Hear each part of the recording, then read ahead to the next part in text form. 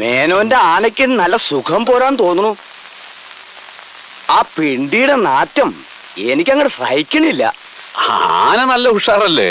അതെ, കഴിഞ്ഞ ചിങ്ങത്തില് അവന് ഇത്തിരി മതപ്പാടുണ്ടായി. പിന്നെ ഇന്ന് വരെ മതം പൊട്ടിയിട്ടില്ല. അവനെ അനുസരിപ്പിക്കാൻ ദേ ഈ ചെറുവിരല് മതി. ആന എവിടെ? കണ്ടില്ലല്ലോ. ആന പിന്നെ കുഞ്ഞപ്പൂ. ആന അതായത് മേയാൻ വിട്ടിരിക്കുക. മേയാനോ? അതെ, ഉച്ചയ്ക്ക് വെള്ളം കുടിക്കാനേ ഇങ്ങ് വരും. കൊടുക്കുമോളെ. അങ്ങോട്ട് കൊടുക്കൂ, എടുക്കൂ.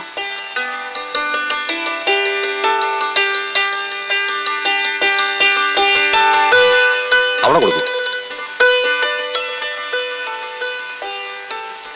പേര് അമ്മണിക്കുട്ടി എന്ന് തന്നെയല്ലേ? അതെ. രാമചന്ദ്രൻ എന്ന അവന്റെ പേര്. ഞങ്ങൾക്ക് കണ്ട് തൃപ്തിയായാൽ അവൻ വന്ന് കാണാമെന്നാ പറഞ്ഞിരിക്കുന്നത്. ഇനിയിപ്പോ അവനായിട്ട് അമ്മണിക്കുട്ടി ഒരു ചായ കൂടെ ഇടേണ്ടി വരും. ചായ ഇടാൻ ഇവിടെ സമർത്ഥ്യ. രാമേന്ദ്രന് ഒന്നോ രണ്ടോ ചായ ഇടാൻ ഇവിടെ കിലോ കണക്കിന് പഞ്ചസാരയുണ്ട്, ചായയിലുണ്ട്. രാമേന്ദ്രൻ എന്നാ വരിക? അടുത്ത ബുധനാഴ്ച വന്നോട്ടെ. എന്താ? ആയിക്കോട്ടെ ആയിക്കോട്ടെ ആയിക്കോട്ടെ.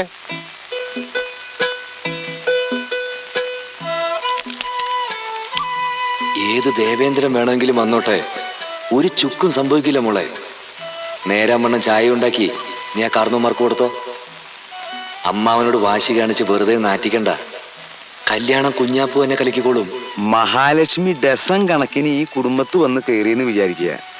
അങ്ങനത്തെ ഒരു ബന്ധാ അത്. സ്ത്രീധനല്ല എനിക്ക് പേടി. ഇത് നടന്നു കിട്ടിയ കുഞ്ഞാപ്പ് എന്ത് കമ്മീഷൻ ചോദിക്കുന്ന. അമ്മിണി വെള്ളം ഉണ്ടാക്കുന്ന ഞാൻ വിചാരിച്ചേ. ഒന്നും ഉണ്ടായില്ല, പാവം കുട്ടി. നീ പോടി, അവൾ എന്റെ മോളാ. പിടിക്കുമ്പോ പുളിങ്കൊമ്പ് തന്നെ പിടിക്കണമെന്ന് അവളാരും പഠിപ്പിക്കണ്ട. നങ്ങേലിക്ക് മനസ്സിലായ? ഉവ്വ്. അതൊന്നും മുഖത്ത് നോക്കി പറഞ്ഞേ. ഉവ്വ്. ആ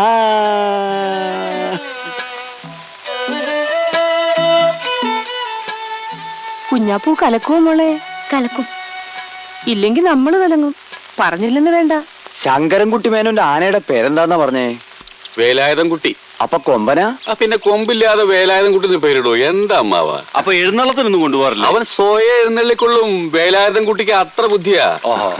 അവനെ അവിടുന്ന് മാറ്റി വെറും ചങ്ങല മാത്രം മുറ്റത്തിട്ടതിന്റെ പിന്നില് ഒരു കള്ളക്കളി ഉണ്ട്. എന്താ അത്? ഞാൻ എങ്ങനെയാ നിങ്ങളോടത് പറയാ? പറ കുഞ്ഞാപ്പൂ. വല്ലാതെ നിർബന്ധിച്ചാ പറയാന്നല്ലാതെ. അമ്മിണിക്കുട്ടിക്ക് ഒരു മുറച്ചിറക്കലുണ്ട്, മറ്റൊരു വേലായുധം കുട്ടി.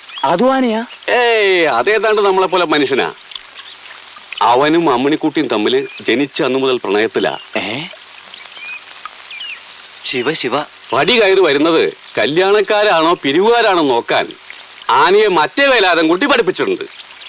സത്യം പറഞ്ഞാൽ ആനയെ അവിടുന്ന് മാറ്റിയില്ലായിരുന്നെങ്കിൽ അവൻ നമ്മളെ തിരിച്ചറിഞ്ഞേന്, മതം പൊട്ടും ചെയ്തേന്. എന്റെ അയ്യപ്പ, ഒരാണിനെ മനസ്സിലിട്ട് നടക്കുന്ന പെണ്ണിനെ ഒരാന കാവലിരിക്കേ. വളരെ ശക്തമായ പ്രണയമല്ലേ ഇത്? അതെ, ഞാനും ഇത് ഇപ്പോഴാ അറിയണത്.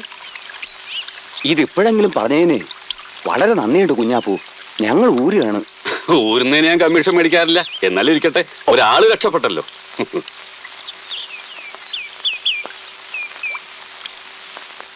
അതെ, ഈ പിണ്ടൊന്നും ആരും മനക്കി കൊണ്ടുപോണ്ട. അതൊക്കെ അത് അവിടെ ഇട്ടാ മതി. അത്രേ ഉള്ളൂ. ആകെ നാറ്റിച്ചല്ലോ അല്ലേ വാസു? അയ്യയ്യയ്യേ, ആനേനെ ചങ്ങലില്ലാതെ ആരെങ്കിലും മേയാൻ വിടൂ? ഇതൊരു സ്പെയർ ചങ്ങൽ എന്ന് പറഞ്ഞാൽ പോരായിരുന്നു.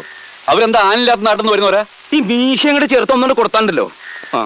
അബദ്ധായോ കുഞ്ഞാപ്പൂ? പേടിക്കണ്ട. വിശദീകരിച്ച് ചോദിച്ചപ്പോ ഞാൻ ഒരുവിധം പിടിച്ചു നിന്നു. പക്ഷേ അതിലും വലിയൊരു അബദ്ധം വേറെ നടന്നു. അതെന്താ? പാലം കടന്നു ഇറങ്ങിയപ്പോഴേക്കും നമ്മുടെ വേലായുധം കുട്ടർ അനിയത്തി വിലാസം ഉണ്ടല്ലോ, ആ കുട്ടിന്റെ എതിരെ വരുന്നു. അവർക്ക് പോവാൻ വേണ്ടി വഴി ഒന്ന് ഒതുങ്ങി കൊടുത്തു. ആ ഒതുക്കവും ആ അച്ചടക്കവും ആ ശാലീനതയും ആ കുലീനതയും ആ തറവാടത്തും ഒന്നും പറയണ്ടല്ലോ മേന്നെ. ആ കുട്ടി അവർക്ക് വല്ലാതെ അങ്ങോട്ട് ബോധിച്ചു.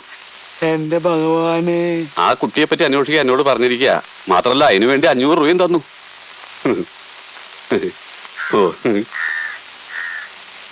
അത് ചതിപ്പണിയാ. ഇവിടെ വന്ന MRCP അവിടെ പോയിന്നറിഞ്ഞ ഈ ശങ്കരൻകുട്ടി മേനോൻ പിന്നെ ഒരു കഷ്ണം കയറ് ചെലവാക്കുന്നതാ ബുദ്ധി. സംശയമില്ല, അതന്നെ ബുദ്ധി. പക്ഷേ പ്ലാസ്റ്റിക് വേണ്ട, വഴുക്കും. തെളിച്ചു പറ, അത് കലക്കാൻ തനിക്ക് എത്ര പണം വേണം? ശരിക്കും പറഞ്ഞാൽ അത് ഞാനും അമ്മടിയും കൂടി അറിഞ്ഞുള്ള ഒരു കറക്കമ്പനി അല്ലേ കുഞ്ഞാപ്പൂ? കറങ്ങാണ്ട് ജീവിക്കാൻ പറ്റും എന്റെ വേലായകുട്ടി. ഈ ഭൂമി ഒരു കറക്ക കമ്പനി അല്ലേ നവിടി. ശരിക്കും പറഞ്ഞ അമ്മണിക്കുട്ടിയുടെ അമ്മയ്ക്കും ഇതൊരു ഷെയർ വേണ്ടതാ. അവര് അത്ര വലിയ പിന്തുണയാണ് ഈ കാര്യത്തിൽ പ്രഖ്യാപിച്ചത്.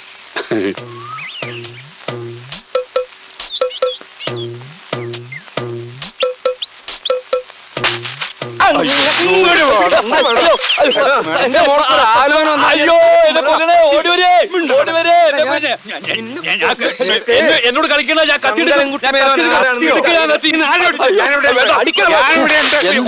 നാണക്കേട് കാണിക്കുന്നത്. എന്റെ മോൾക്കൊരു കല്യാണം വന്നാൽ കലകരിമിനാര്? എന്താ ആലോചന? 3-4 തറവാട്ടുകാർ വന്ന് നേരാ. അവരെ കാണിക്കാൻ നിങ്ങളെന്തിനാ വെറുതെ ആരാന്റെ പിണ്ടവും ചങ്ങലെടുത്ത് മുറ്റത്തിട്ട്? അത് ശരി. അപ്പൊ ഈ മീശയിലാവാസം എടുത്തോണ്ട് ഓടി ആനച്ചങ്ങല അതായിരുന്നു അല്ലേ? സംഗതി നേരാ, ഞാൻ അവരെ കൊണ്ടുവന്നത്. പക്ഷേ ഇവിടെ വന്നതിന് ശേഷമാണ് അമ്മിണിക്കുട്ടി വേലായുധം കുട്ടിക്ക് ബുക്കിടാണെന്ന് അവരറിഞ്ഞത്. അവര് കാര്യം മാറി. ആ പേരും പറഞ്ഞ് നീ എന്റെ കൈക്കൂലി വാങ്ങിച്ചില്ല ചെറ്റെ. അതിലും വലിയ ചെറ്റത്തരല്ലോ താൻ കാണിച്ചത്. എന്താടാ? വേലായുധം കുട്ടിയുടെ പെങ്ങളുടെ കല്യാണം മുടക്കാൻ താൻ കൈക്കൂലി എന്നല്ലോ. ആ എന്റെ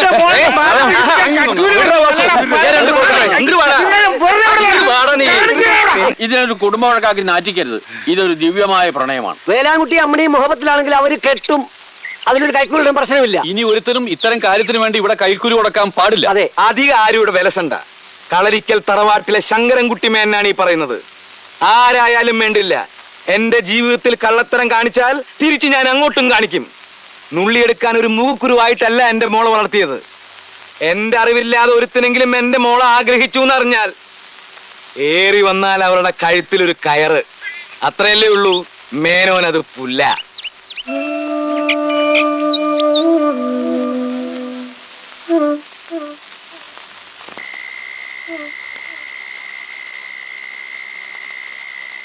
ഇതാണ് അമ്പലപ്പറമ്പ്.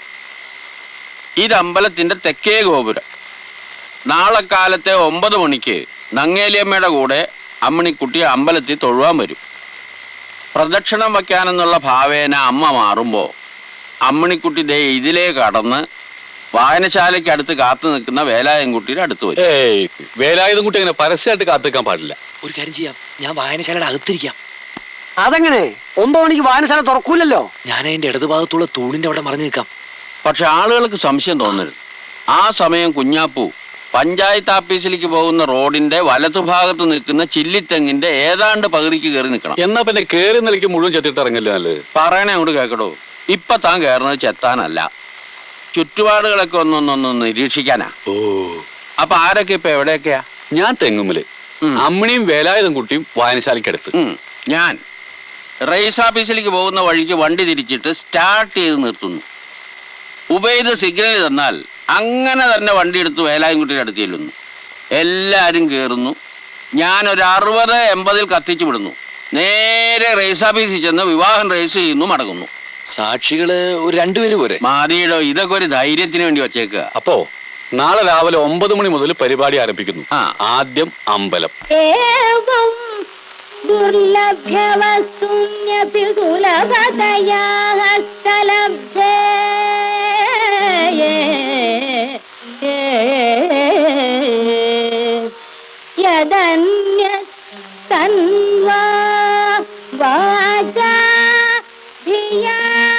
സൂക്ഷിക്കണേ മോളെ. അച്ഛൻ അറിയുമ്പോ എന്തൊക്കെയാ നടക്കാൻ പോണെന്ന് എനിക്കറിയില്ല. എന്തായാലും എന്റെ മോള് സമാധാനമായിട്ട് പോ.